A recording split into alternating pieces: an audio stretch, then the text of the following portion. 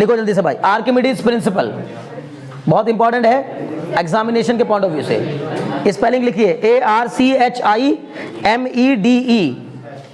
ठीक है ना, Archimedes principal, ARCHIMEDE apostrophe S, Archimedes principal. Spelling बताऊं दोबारा, ARCHIMEDES, आर्किमिडीज प्रिंसिपल। लिखें, इट स्टेट्स दैट, पहले से कहानी सुन रखी होगी इसकी, इसलिए चक्कर में ना पड़ो उसकी कहानी क्या है ना।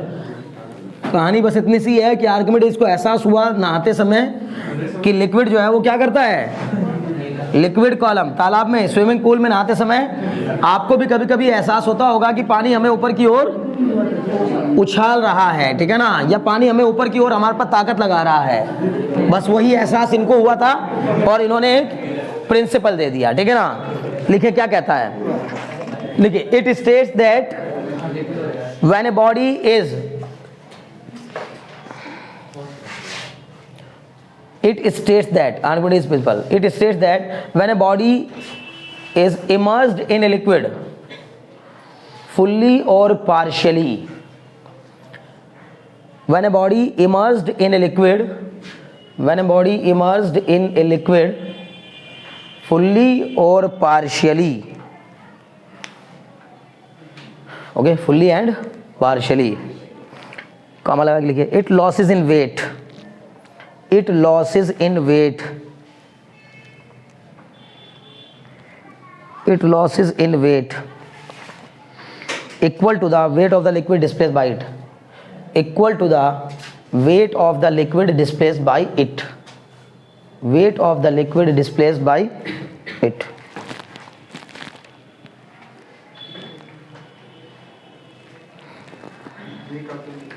It states that when a body is immersed in a liquid completely or partially या fully or partially, then it loses in weight equal to the weight of the liquid displaced by it. क्या मतलब है इस बात का, यानी Archimedes का कहना यह था कि जब हम किसी लिक्विड में, ध्यान दो भाई ध्यान दो, जब हम किसी लिक्विड में किसी ऑब्जेक्ट को फुल्ली या पार्शियली सबमर्ज करते हैं, कंप्लीटली सबमर्ज करते हैं तो डूबो दे पूरी तरीके से, या पार्शियली डूबा हो, तो उस बॉडी के वेट में आने वाली कमी, प्लीज कॉन्सेंट्रेट, उस बॉडी के वेट में आने वाली कमी उस बॉडी के द्वारा हटाए गए लिक्विड के वेट के इक्वल होती है। नहीं समझे, ऐसे समझिए, मान लीजिए कि मैंने किसी एक चीज को हवा में तोला भी, 5 किलोग्राम की एक बॉल थी मेरे पास, ठीक है ना, 5 किलोग्राम की एक बॉल थी, उसको मैंने एयर में जब तोला तो 5 kg आया उसका वजन, मास आया 5 kg, 50 न्यूटन आ गया उसका वेट, ठीक है। अब मैंने उसी को स्प्रिंग बैलेंस में लटकाया उसको ले जा करके कहाँ डाल दिया, किसी पानी से भरे हुए कंटेनर के अंदर, उसको मैंने डुबोने की कोशिश की, उसका जितना पार्ट डूबा, कितना भी डूबा मुझसे कोई मतलब नहीं मुझे, लेकिन जब मैंने सब उसको पानी में डालकर उसको तोलने की कोशिश की तो पाया कि उसके वेट में कमी आ गई, जितना वेट उसका एयर में था उससे कम वेट पाया गया लिक्विड में डुबोने पर। अब वो कितना डूबी कितना नहीं वो बात की बात है, मैं बताऊंगा कि कितना डूबेगी, ठीक है ना, कितना डूबी कितना नहीं डूबी वो बात की बात है, लेकिन आपको समझा सर उसके वेट में कमी आई, और हमने वो वेट में आने वाली कमी को क्या कर लिया, मेजर कर लिया कि कितनी कमी आई। अब वेट में आने वाली इस कमी को, अच्छा ये कैसे करना है, बिल्कुल अप टू ब्रिम कंटेनर को भर के रखना है पानी से, अप टू ब्रिम, जैसे बाल्टी है तो एक बाल्टी को पूरा पानी से भर लेना है, उसके नीचे तसला रख करके बाल्टी को तसले में रख देना है एकदम किनारे तक भर के। अब उसके अंदर वो बॉडी डुबानी है तो पानी बाहर आएगा, जो पानी बाहर आएगा वो जमा हो जाएगा तसले में, समझ में आ रही बात ना, टब में जमा हो जाएगा। टब में जमा होने वाले पानी का वेट मेजर करिएगा और उस बॉडी के हवा में आने वाले वेट और उस लिक्विड में डुबोने के बाद के वेट में डिफरेंस को मेजर करिएगा तो आप पाएंगे एग्जैक्टली सेम आया, ठीक है ना, समझ में आ रही बात ना। उससे मतलब नहीं है, फिर कह रहा हूँ अभी जब मैं तोल रहा हूँ, अभी यहाँ तोलने वाली बात हो रही है, अभी जो तोल रहा हूँ उसकी बात कर रहा हूँ, फिर ध्यान सुनो।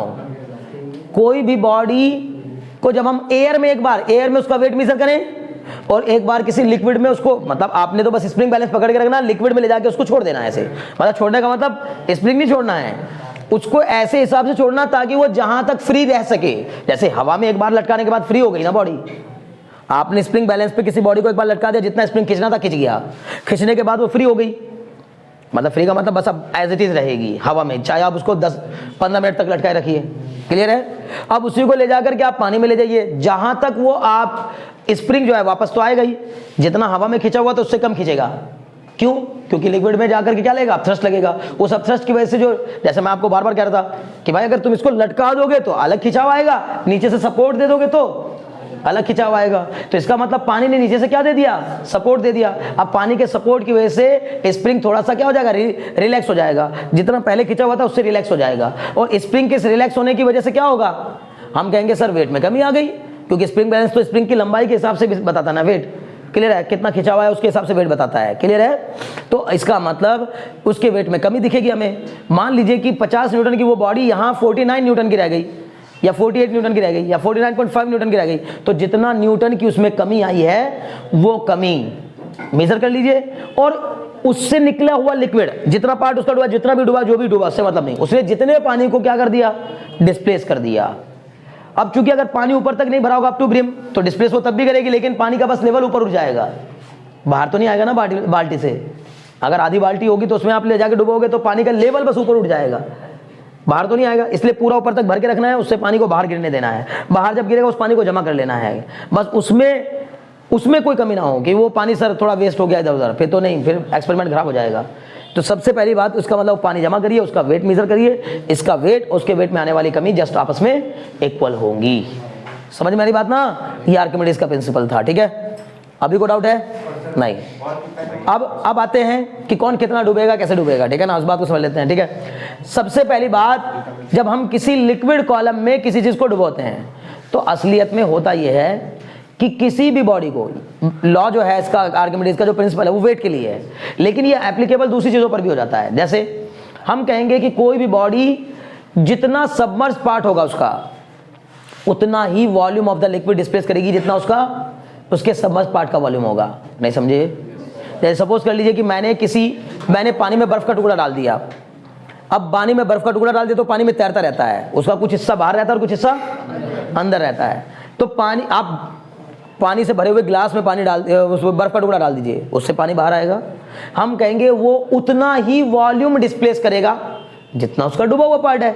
भाई वहां से पानी हटा के ही तो नीचे गया होगा। समझ में आ रही बात? तो कितना वॉल्यूम पानी का उसने डिस्प्लेस किया होगा? सर जितना पार्ट डूबा हुआ है, तो डूबे हुए पार्ट का वॉल्यूम और डिस्प्लेस्ड लिक्विड का वॉल्यूम आपस में क्या होगा? इक्वल होगा। क्लियर है? अब यहां पर कहानी आती है कि सर अगर मान लो कोई चीज हल्की होगी, मतलब जिसकी डेंसिटी वाटर की डेंसिटी से क्या होगी? कम होगी, तो वो सर ना उसको वो पूरी डूब ही नहीं पाएगी। इसीलिए क्यों नहीं डूब पाएगी? क्योंकि सर उसका जितना डूबा हुआ पार्ट होगा उससे निकलने वाले लिक्विड की वैल्यू, डूबे हुए पार्ट ने जितना वॉल्यूम डिस्प्लेस किया बस उतने पानी का वेट और इसके वेट में आने वाली कमी जस्ट आपस में इक्वल हो जाएगी। नहीं समझे?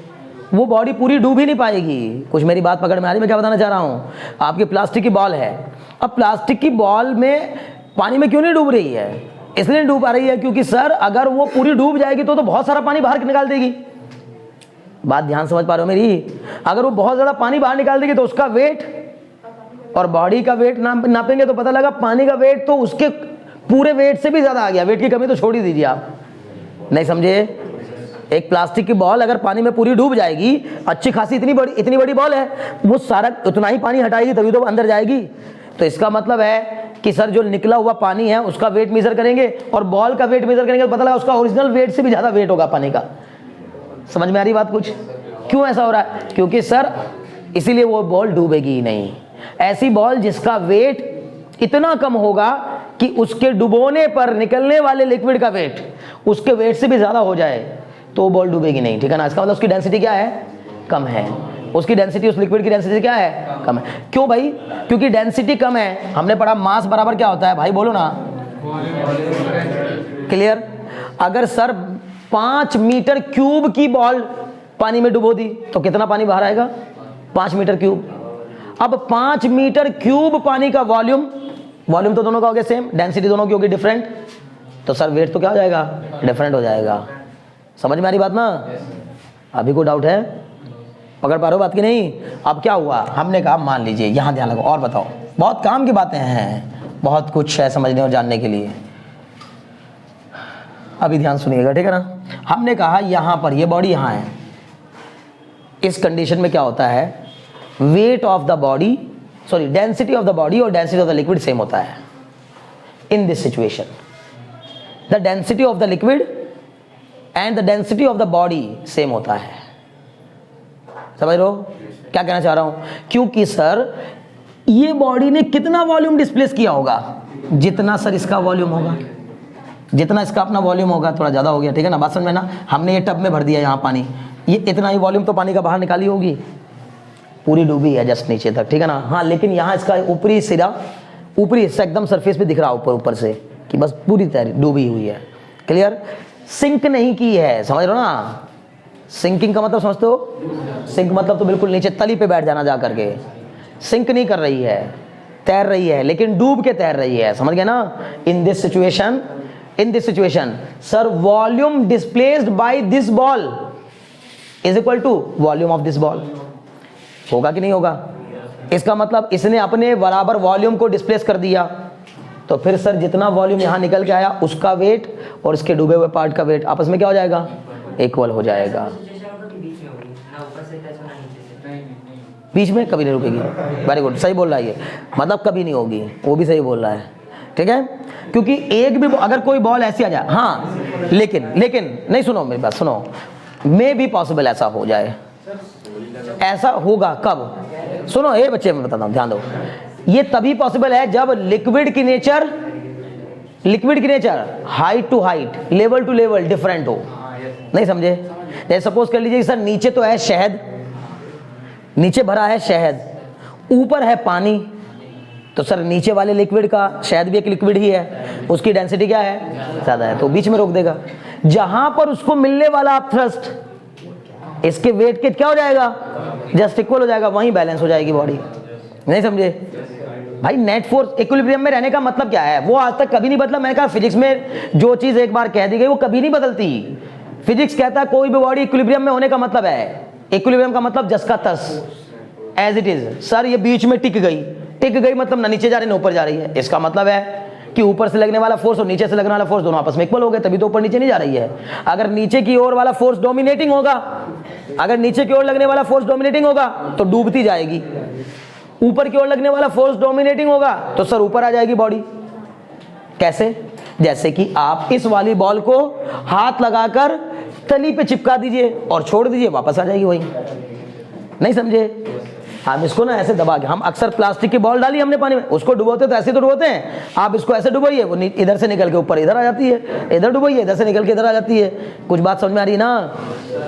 पकड़ पा रहे हो बातें?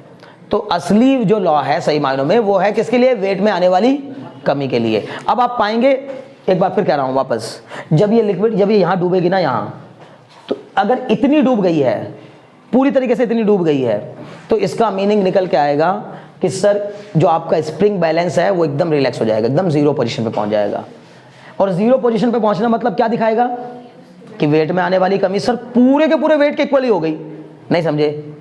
मैंने एक बार हवा में नापा, इस बॉल का वजन मैंने हवा में नापा, कितना आया, 50 न्यूटन। और जब इस वाली सिचुएशन में पानी में डूब करके इसका वजन नाप रहा हूंगा तो 0 न्यूटन आएगा, स्प्रिंग बैलेंस पूरा रिलैक्स हो जाएगा। नहीं समझे? अब ये 0 न्यूटन आना मतलब क्या हुआ सर वेट में आने वाली कमी 50 न्यूटन के इक्वल हो गई। और आर्किमिडीज ने क्या कहा, वेट में आने वाली कमी डिस्प्लेस किए गए लिक्विड के वेट के इक्वल होती है। इसका मतलब इस लिक्विड का वेट और इसका वेट आपस में क्या होगा, इक्वल, W बराबर W। वॉल्यूम मुझे साफ साफ दिख रहा है, सेम है ही है, तो फिर डेंसिटी भी क्या होनी चाहिए, सेम, ठीक है ना। V मैंने कहा V सेम है ही, अब मैं कहूंगा ρ1 और ये ρ2, तो V ρ1 बराबर V ρ2, तो V से V घट गया, ρ1 बराबर ρ2। समझ में आ गई बात ना? तो 3 केस होते हैं। कौन कौन से 3 केस?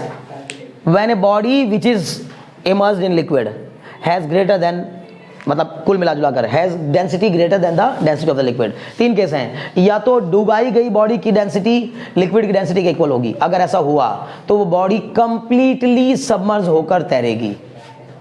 अगर किसी बॉडी की डेंसिटी, किसी बॉडी के मटेरियल की डेंसिटी लिक्विड की डेंसिटी के इक्वल होगी तो पानी में पूरी डूब कर तैरेगी। मैं बार बार बोल रहा हूं, मीन्स क्या कहना चाह रहा हूं, सिंक नहीं होगी। क्लियर? अगर किसी बॉडी के मटेरियल की डेंसिटी लिक्विड के मटेरियल की डेंसिटी से ज़्यादा होगी सर वो सिंक कर जाएगी, क्योंकि उसमें हमेशा वेट डोमिनेटिंग फैक्टर रहेगा। समझ में आ रही बात ना? तो धीरे धीरे धीरे धीरे सिंक कर जाएगी। और आप सिंक का मतलब होता है, सिंकिंग का मतलब डूबने में और सबमर्ज होने में फ़र्क होता है। डूबना तो बिल्कुल तली पे जाके बैठ जाना किस चीज़ का। और हमने कहा जैसे भी ये दिमाग लगा रहा था तो तली पे जाके ना बैठे सर, यहाँ जाके बैठ जाएगी तो भी पता लगा इसके नीचे चली गई, मीनिंग यहाँ आके रुक गई, तो भी मैं इसको तली कहूँगा। क्यों कहूँगा इसको तली? मैं कहूँगा ये ऐसी जगह पहुँच चुकी है जहाँ की डेंसिटी इसकी डेंसिटी से इतनी ज़्यादा है कि वो ऐसे काम कर रहा है जैसे उसके लिए ग्राउंड हो। नहीं समझे भाई? जहाँ ये यहाँ रुक गई, हमने कहा सर इसके नीचे नीचे का जो पानी है ना, पानी हो चाहे लिक्विड हो, इसके नीचे नीचे का लिक्विड इतना सॉलिड हो चुका है कि वो इसको बिल्कुल भी मौका दे ही नहीं रहा आगे जाने का। समझ में आ रही बात ना? कोई डाउट तो नहीं? कुछ जरूरी नहीं कि हमेशा समुद्र के नीचे जाएगा, क्योंकि मैं आपको पहले बता चुका हूँ, अभी बता रहा हूँ वापस। अभी हम आगे आगे चलेंगे तो और पढ़ेंगे कि पानी जितना ऊपर से हम नीचे जाएंगे, अभी तो पढ़ा हमने थोड़ी देर पहले, लिक्विड कॉलम की डेंसिटी जितनी ज़्यादा, लिक्विड कॉलम की हाइट जितनी ज़्यादा होती जाएगी, मतलब यहाँ पर प्रेशर ज़्यादा होगा या यहाँ पर? बोलो सर, इस वाली लेयर पर ज़्यादा प्रेशर होगा। जितना ज़्यादा प्रेशर होगा लेयर उतनी ज़्यादा चिपकी होगी, मीन्स दबी होगी ना। बस प्रेशर का काम दबाना होता है ना चीज़ों को। क्लियर है? तो इसका मतलब इस पर पड़ने वाले प्रेशर की वजह से जो इसके नीचे का पानी है उस पर दबाव ज़्यादा है, मीन्स से ज़्यादा दबा हुआ होगा, मैक्सिमम कंप्रेस हो रखा होगा, जितना हो सकता है उतना हो रखा होगा। और जितना कंप्रेस होता जाएगा उतना ही उसके मॉलिक्यूल, पता लगा कंटेनर जगह उतनी है, उसको तुम उतने ही पानी को उसी जगह में फिट कर रहे हो, दबा रहे हो, दबा रहे हो, दबा रहे हो, क्या होता जाएगा? मॉलिक्यूल्स करीब आते जाएंगे, इंटर मॉलिक्यूलर स्पेस कम होता जाएगा, सॉलिडिफिकेशन की तरफ जाने लगेगा। समझ में आ रही बात ना? देखने में लिक्विड लगेगा लेकिन काम बिहेव दूसरा तरीके करने लगेगा। यही तो फिजिक्स है, ये खूबसूरती है फिजिक्स की, मजाक नहीं कर रहा। आप दिमाग लगा लोगे अपने आप पता चले जाएगा आपको कि वाह यार क्या गजब कहानी है। ठीक है ना? कि भाई नीचे की तरफ जाने पर क्यों ऐसा हुआ, बिहेवियर में चेंज क्यों आया। समझ में आ रही बात ना? एक बार मैंने पहले भी आपको बताया था टाइटैनिक के बारे में कि शुरुआती दौर में तेजी से डूबेगा, याद करो बताया था ना? जब कोई बॉडी ऊपर से नीचे डूब रही होती है तो शुरुआती दौर में तेजी से डूबेगी और एक समय आने के बाद उसकी वेलोसिटी कांस्टेंट हो जाएगी।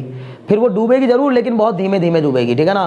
पता लगा पहले 1 घंटे में 2 मीटर नीचे चली गई और लास्ट के 1 घंटे में पता लगा लास्ट के घंटे में 100 किलोमीटर चलना पड़ा उसको। कुछ बात समझ में आ रही है मैं क्या बताना चाह रहा हूँ? या 20 किलोमीटर चलना पड़ा? नहीं समझ रहे हो?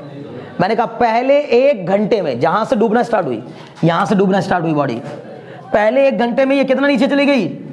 2 मीटर। क्लियर? 2 मीटर गई। लास्ट वाला जो डूबने वाला लास्ट वाला 1 घंटा है, उस 1 घंटे में इसने कितना कवर किया? 10 किलोमीटर। मैं बताना क्या चाह रहा हूं? नहीं समझे? स्पीड धीमी नहीं हो गई यहां पर? अरे 1 घंटे में हमने कहा पहले 1 घंटा था। अच्छा सॉरी मैं कुछ गलत कर दिया। पहले 1 घंटे में जा रही है कितनी? 20 किलोमीटर और लास्ट के 1 घंटे में कितना? सिर्फ 2 किलोमीटर। पहले 1 घंटे में 20 किलोमीटर और लास्ट के 1 घंटे में सिर्फ 2 किलोमीटर। कुछ बात समझ ना? यही कहना चाह रहा हूं, मैं कहना ही चाह रहा था कि उसको लास्ट का 20 किलोमीटर कवर करने में, वो मैं टाइम के हिसाब से ले रहा था, लास्ट का 20 किलोमीटर कवर करने में बहुत ज़्यादा टाइम लग जाएगा। पहला 20 किलोमीटर कवर करने में लगने वाला टाइम कम होगा, लेकिन जब लास्ट का 20 किलोमीटर बचेगा उसको कवर करने में पता लगा सालों लग जाएंगे। कुछ बात समझ में आ रही है? बहुत काम की बात बता रहा हूँ। क्लियर है? बहुत अच्छी। तो चलो खैर, उम्मीद है बात समझ में आ गई होगी। अब लिखिए इसको प्रूफ भी कराएंगे। ठीक है ना? आर्किमिडीज प्रिंसिपल का स्टेटमेंट तो हो ही गया। अब जल्दी से लिखिए, let W1 be the weight of the body in air. Let W1 be the weight of the body in air. Let W1 be the weight of the body in air. And let W1 be the weight of the body in air. And W2 be the weight of the body in liquid. ठीक है? मान लिया कि body का wait air में कितना है? W1 और लिक्विड में कितना है? W2। तो लॉस इन वेट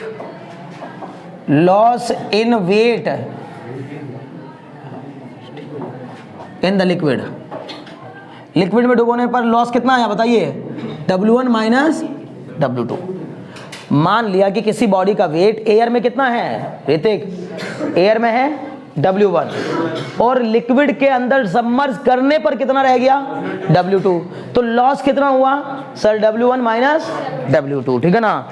ओके, अब लिखिए नेक्स्ट टाइम लिखिए, when the body is immersed in liquid, when a body immersed in liquid, when a body immersed in liquid it experiences upthrust, it experiences upthrust. जब कोई body liquid में submerge हो रही होती है, इमर्ज हो रही होती है, तो वो एक अपथ्रस्ट महसूस करती है।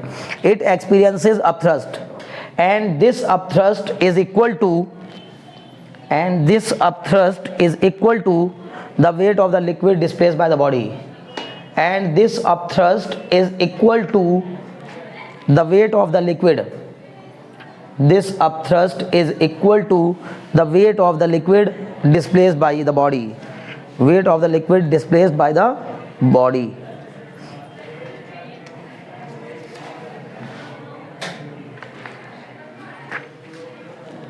okay? अब देखिए प्रूफ लिखिए अलग से है ना, अब प्रूफ करते हैं इसका कि आखिर ये वेट इसके इक्वल होता भी है कि नहीं होता है। मान लीजिए कि इस कंटेनर के अंदर कोई पानी भरा हुआ पूरे में यहाँ तक, और कोई चीज़ इसके अंदर सबमर्ज है इस कंडीशन में। देखिए ध्यान दीजिएगा, जो ये बॉडी सबमर्ज है, मान लीजिए इसकी हाइट कितनी है h, स्मॉल h। सुनो ध्यान से, अब लिक्विड कंटेनर के अंदर, सॉरी एक कंटेनर के अंदर लिक्विड भरा हुआ है, उसकी हाइट, उसमें जो मैंने एक ऑब्जेक्ट डाल दिया, जो ऑब्जेक्ट उसमें डूब रहा है इस समय, उसकी हाइट, उसकी अपनी हाइट कितनी है h है, और जहां ये अभी डूबा हुआ है जिस सिचुएशन पे ये है उससे ऊपर की हाइट मान लीजिए कितनी है x है, ठीक है ना। तो ये दो बातें मैंने अभी ली हैं। अभी मुझे बताओ बात समझ में आ रही कि नहीं आ रही इतनी? हाँ भाई, प्रैक्टिकली तो बस यही पॉसिबल है ना कि ऊपर तैरेगी और सबसे नीचे रहेगी। नहीं मेरे प्यारे, अभी देखो, जब हमने कहा है, मेरी बात ध्यान सुनो, मुझे देखना यह है कि जहां भी रह करके, ऐसा नहीं है जैसे सबमरीन होती हैं, तो सबमरीन कोई एकदम ना तो तली पे होती हैं ना ऊपर होती हैं, ठीक है ना, मतलब एकदम सरफेस पे भी नहीं होती हैं और ना एकदम तली पे, बीच में भी रह के तैरती हैं सबमरीन्स, ठीक है ना। ये तो डिपेंड करेगा, आप बात नहीं समझ रहे, मैं बार बार आपसे कह रहा हूं, जैसे जैसे हम नीचे जाएंगे वैसे वैसे मेरे प्यारे ऊपर का प्रेशर बढ़ता जाएगा। समझ में आ रही बात ना? हमने कहा, और लिक्विड नीचे क्या होता चल जाएगा, नॉन विस्कस, नॉन कंप्रेसिबल, मतलब जितना नीचे जाएंगे उतना ही उसको अब कंप्रेस कर पाना पॉसिबल नहीं रह जाएगा। तो बात समझ में ना, तो इसका मतलब ऐसी जगह पर तैरेगी जहां पर हम कंट्रोल कर पाते हैं, सबमरीन को हम अपनी मर्जी से कंट्रोल कर पाते हैं। उसमें लिक्विड पानी ऊपर नीचे कर लो आप, अगर आपको लग रहा है कि आपको और नीचे जाना है तो उसमें पानी और भर लो, जितना उसमें लिक्विड भरते जाएंगे, मतलब वो जिस लिक्विड में डूब रही है वो उसमें ही पानी भर दो ना। अब जब उसमें पानी भर दोगे तो उसका वेट क्या हो जाएगा, ज़्यादा हो जाएगा, वेट ज़्यादा हो जाएगा तो अब क्या करेगी, नीचे चली जाएगी। मतलब कुल मिला के ऐसे समझना है, क्लियर है ना? ऐसे बहुत सी चीज़ें हो सकती है, कोई भी चीज़, अरे कोई भी ऐसी चीज़, मान लो मैंने अभी, हम किसी भी डूबती हुई चीज़ को देख रहे हैं, वो जितना हिस्सा उसका डूबा है उतने पर हम प्रेशर देखेंगे, बस ऊपर से नीचे की ओर, कोई जरूरी नहीं है। और मान लो ये डूबी नहीं है, अभी डूबने जा रही है, तो बीच की सिचुएशन ले ली हमने, क्योंकि अक्सर मैंने आपको बताया हम डेरिवेशन करते समय बिल्कुल भी कभी भी एक्सट्रीम नहीं लेते चीज़ों को। एक्सट्रीम का मतलब समझते हो ना, किनारे नहीं लिए जाते कभी भी, किनारे मतलब यहाँ से शुरुआत नहीं करते, यहाँ से शुरुआत नहीं करते, ठीक है ना, बीच में से ही ली जाती चीज़ें, ठीक है ना, ताकि जनरल चीज़ आ जाए। जनरल केस में क्या होता है, जनरल से स्पेशल बनाना आसान होता है, स्पेशल पढ़ के जनरल करना उसको मुश्किल है, समझ लो ना। अगर मैंने आपको कहा कि आप जनरल केस पढ़ेंगे तो उसको स्पेशल बनाना आसान है, स्पेशल बना करके उसको फिर जनरल बनाना मुश्किल है, ठीक है ना। चलो खैर, अभी देखो, अगर मैंने आपसे पूछा force on upper face, please concentrate your mind. मान लेते हैं कि इस पे ऊपर से नीचे की ओर एक फोर्स लग रहा होगा कितना, F1, और नीचे से ऊपर की ओर एक फोर्स लग रहा होगा कितना, F2। हाँ भाई बोलो सर। सबमरीन में वो क्या होता है सर, जो अपने आप प्रेशर बढ़ाते घटाते हैं? देखो इसमें, हाँ कम ज़्यादा कर सकते हैं, कम ज़्यादा कर सकते हैं, ऊपर हाइट ऊपर नीचे कर सकते हैं। सर कैसे? कैसे ही, लिक्विड को कम कर दो, लिक्विड बढ़ा दो, उसमें पानी भरा जाता है भाई। हाँ क्या हुआ इसमें, क्या दिक्कत है? तुम्हें क्या लग रहा था कि सबमरीन अपने आप नीचे चली जाती है? नहीं वो क्या होता है वो क्या होता है और कुछ नहीं होता, ठीक है ना भाई। एक बात तो बताओ, आप ये चाह रहे हो ना, एक बात बताओ, मैंने कहा कोई भी चीज़ आपने अभी सुनो, सिंपल सा फंडा है, अपने घर में बना लो सबमरीन, ठीक है ना। सुनो सुनो, आपने एक मग डाला, सुनो एक मिनट ध्यान दो, पानी से बाल्टी भर ली, वाली बाल्टी पानी से भर ली, इसमें एक मग्गा ऊपर डाल दिया, मतलब ऊपर भरी हुई बाल्टी पे ऊपर मग्गा रख दिया, ऊपर ही रहेगा ना या डूब जाएगा? ऊपर रहेगा, ऊपर तैरता रहेगा। एक बार तो ऐसे करो, मैं दोनों करके दिखा दूंगा आपको, ठीक है ना। अभी परेशान हो, सब जितना भी मैं बता रहा हूँ ना इसको याद दिलाइएगा, जिस दिन प्रैक्टिकल कर रहा हूँ सारे करेंगे ये सब, ठीक है। तो अभी क्या करेंगे, एक बार हमने मग ऐसे ऊपर डाल दिया पानी के ऊपर, अब वो तैर रहा है। एक बार मैंने पानी के ऊपर उसको ऐसे डाला पानी में, जहाँ उसके अंदर एक बार पानी एंटर किया तो अब पानी भरा तो पूरा क्या हो जाएगा, डूब जाएगा। कहाँ, तली पे चले जाएगा। समझ में आई बात ना। तो जब हमने कहा सर जो फ्री स्पेस था उसमें, जहां हवा थी, हवा की डेंसिटी कम और लिक्विड की डेंसिटी ज्यादा, तो पहले उस मग में जहां फ्री स्पेस था वहां क्या भरी हुई थी, हवा। तो हवा की डेंसिटी कम थी इसलिए पानी पे ऊपर तैर रहा था, लेकिन उस हवा को हटा के उसकी जगह किसने ले ली, पानी ने। अब उस पानी की डेंसिटी उतनी ही है ना जितनी अंदर भरे हुए पानी की है। और मैंने यही तो बताया कि अगर वो पूरा भर के अगर सेम डेंसिटी होगी तो एकदम पूरा भर के तैरेगा, एकदम अप टू, मतलब समझ रहे हो ना मेरी बात। मग पूरा भर जाएगा और भरने के बाद बिल्कुल एकदम ऐसे रहेगा ऊपर सरफेस पर, डूबेगा नहीं। समझ में आ रही बात ना। अब तुम उसमें से क्या कर दो, एक पाइप जोड़ो। अब मेरी बात ध्यान समझना, मैं क्या बता रहा हूँ। पाइप जोड़ो और पाइप जोड़ के उसमें से पानी बाहर कर दो, कम करते चले जाओ, मग अपने आप ऊपर आता चल जाएगा। नहीं समझे? अरे कुछ समझ पा रहे हो मैं क्या बता रहा हूँ? पक्का? हाँ। पूरा मग अंदर भी जा सकता है। कैसे?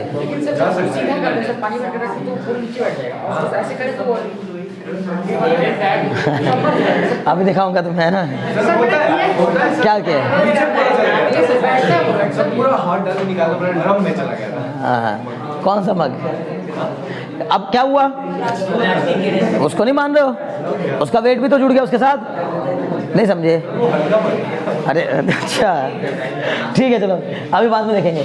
अभी यहाँ ध्यान लगाओ जल्दी से, पहले लिख लो। अच्छा एक बार लिखो, कंसिडर, लिखिए, consider a body of weight, sorry of height h, consider a body of height h lying at a depth small x, consider a body of height h, consider a body of height h lying, lying, lying at a depth x, lying at a depth x below the free surface of the liquid, lying at a depth x below the free surface of the liquid, below the free surface of the liquid of density rho, below the free surface of the liquid h lying at a depth x below the free surface of the liquid density rho. Okay, as shown in figure, as shown in figure. अब बताओ मुझे, the pressure on the upper face, बताइए अपर face पर लगने वाला pressure कितना होगा, अपर face of the body, body के अपर फेस पर लगने वाला प्रेशर P1 बराबर, बोलो भाई, P1 बराबर x रो g। समझ गए? मैंने पूछा यहां पर लगने वाला प्रेशर x रो g, बहुत अच्छे। Pressure at lower face, pressure at lower face, lower face पर लगने वाला प्रेशर बताइए बच्चों, P2 बराबर x प्लस h रो g। बोलो किसी को समस्या है क्या? अरे भाई ऊपर वाले फेस के ऊपर कितनी हाइट x, नीचे वाले फेस के ऊपर टोटल कितनी हाइट लिक्विड की x प्लस h। समझ में आ रही बात ना? तो इसका मतलब x plus h into rho g। अब क्या बताएंगे, बताइए, thrust on upper face, thrust, thrust मतलब होता है force, thrust on upper face, ऊपर वाले फेस पर कितना थ्रस्ट लगेगा सर? F1 बराबर P1 इंटू ए, मतलब कितना x रो g इंटू ए। बताओ यहां तक कोई डाउट हो तो? Thrust on lower face, thrust on lower face, नीचे वाले फेस पर कितना थ्रस्ट लगेगा, thrust on lower face F2 बराबर P2 इंटू ए, P2 कितना है x plus H rho G into में कितना A, area of cross section same लिया है ए। बोलो यहाँ तक को डाउट हो तो अब बताओ F1 बड़ा है या F2 बड़ा है? साफ साफ दिखाई दे रहा है पहली और दूसरी इक्वेशन को देखकर। सर ये कितने के इक्वल है? आप चाहो तो इसको ऐसे भी लिख सकते हो x रो जी ए प्लस एच रो जी ए। बोलो है कि नहीं? तो x रो जी ऊपर वाला कितना था? x रो जी ए था और ये x रो जी ए में कुछ ऐड हो रहा है, इसका मतलब नीचे वाला ज्यादा है। तो हम बोलेंगे since F2 is greater than F1, since F2 is greater than F1, यानी नीचे से लगने वाला थ्रस्ट ऊपर से लगने वाले थ्रस्ट से ज्यादा है, इसलिए अब थ्रस्ट कितना लगेगा? अगर मैं आपसे पूछूं नीचे से लग रहा है कितना थ्रस्ट? 40 न्यूटन, ऊपर से लग रहा है कितना थ्रस्ट? 30 न्यूटन। बताओ अब थ्रस्ट कितना होगा? 10 न्यूटन। समझ में आ रही बात ना? बहुत अच्छे। Therefore up thrust on the body, therefore up thrust on the body, body पर लगने वाला अप थ्रस्ट कितना हो जाएगा? सर ये हो जाएगा, मैंने इसको यू से नाम दे दिया अप थ्रस्ट को, या फिर इसको चाहो तो FU भी दे सकते थे, लेकिन चलो कितना हो जाएगा बोलो भाई? F2 माइनस F1 मतलब कितना सर? x रो जी ए प्लस एच रो जी ए माइनस x रो जी ए, इससे ये क्या हो गया? कैंसिल। तो अप थ्रस्ट कितने के इक्वल आ गया सर? अप थ्रस्ट आ गया h रो जी ए के इक्वल। बोलो इतने में कोई डाउट हो तो? h रो जी ए, अभी कोई डाउट है? नहीं। अब बताओ AH कितने के इक्वल? सर मैं इसको कह सकता हूं up thrust is equal to AH rho g. बोलो होगा कि नहीं? What do you mean by AH? Area of cross section किसका लिया हमने? एरिया ऑफ क्रॉस सेक्शन इसका लिया है, हाइट किसकी ली है? इसी के लिए है। तो वॉल्यूम किसका आएगा? इस बॉडी का आएगा, बॉडी का। इसका मतलब up thrust U is equal to volume of the body into density of the body और इनटू G। अब बताओ V रो जी क्या बन गया एक तरीके से? अप थ्रस्ट V रो जी मतलब कितना? ये रो किसका लिया हमने? बहुत ध्यान सुनना। अब वॉल्यूम तो लिया है बॉडी का, वॉल्यूम तो लिया है बॉडी का, डेंसिटी ली है लिक्विड की, और ग्रेविटी तो सबके लिए सेम ही होती है। तो इसका मत मीनिंग पहली बात तो क्या निकल के आया सर? लिक्विड ने, इस डूबी हुई बॉडी ने उतना ही वॉल्यूम लिक्विड का डिस्प्लेस किया होगा जितना इसका अपना वॉल्यूम है, जितना इसका अपना वॉल्यूम है। लेकिन सर इसके वेट में आने वाली कमी यानी कि अप थ्रस्ट कितने के इक्वल होगा? सर इसके वेट में आने वाली कमी यानी कि अप थ्रस्ट जो है वो निकाले गए, डिस्प्लेस किए गए लिक्विड के वेट के इक्वल होगा। ये डिस्प्लेस किए गए लिक्विड का वॉल्यूम होगा ना? वैसे तो ये वॉल्यूम ऑफ द बॉडी है, लेकिन इस बॉडी ने कितना वॉल्यूम पानी का डिस्प्लेस किया होगा? जितना इसका खुद का वॉल्यूम है। तो पानी का वॉल्यूम कितना हो गया? समझो इतना ही हो गया जितना इसका वॉल्यूम है। समझ पा रहे हो कि नहीं मेरी बातें? इसका मतलब volume of the liquid displaced V के equal, density of the liquid rho के इक्वल, और G से मल्टीप्लाई कर दिया, ये क्या निकल के आया? Wait of the liquid displaced. इसका मतलब प्रूफ हो गया अप थ्रस्ट हमेशा कितने के इक्वल होता है? Weight of the liquid displaced के इक्वल होता है। Weight of liquid displaced, weight of liquid displaced. समझ में आई बात ना? नोट कर लीजिए इसको, ठीक है ना? अप थ्रस्ट यानी कि, और अप थ्रस्ट ही हमारा कितने के इक्वल होता है? वेट में आने वाली कमी के इक्वल होता है। तो W1 माइनस W2 बराबर U बराबर कितना? V रो जी। नोट करें।